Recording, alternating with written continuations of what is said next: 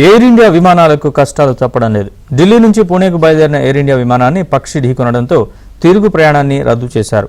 విమానం సురక్షితంగా పూణేలో ల్యాండ్ అయిందని, సేఫ్టీ చెక్లో విమానాన్ని పక్షి ఢీకొట్టినట్లు గుర్తించినట్లు ఎయిర్ ఇండియా తెలిపింది.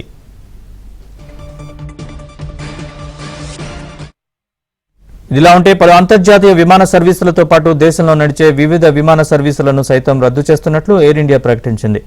విమాన సర్వీసుల భద్రతా తనిఖీలు, వాతావరణ పరిస్థితులు, ఆకాశ మార్గంలో విధించిన నిబంధనల కారణంగా ఈ నిర్ణయం తీసుకున్నట్లు తెలిపింది. ఎయిర్ ఇండియా విమానాలు రద్దవుతున్నాయి. పూర్తి వివరాలని మా ప్రతినిధి సతీష్ అడిగి తెలుసుకుందాం. ఢిల్లీ ప్రతినిధి సతీష్, చెప్పండి పూర్తి వివరాలు.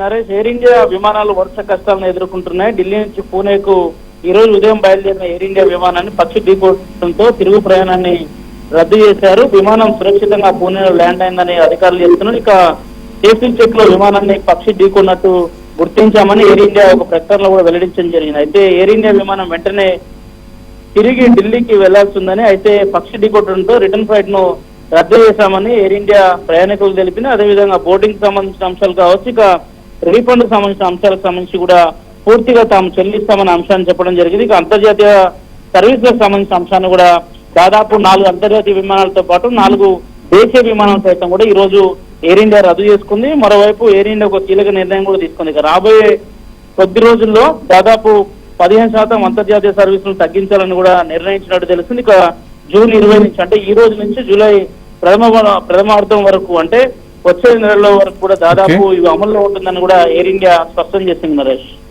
Right Satish, thanks for the update.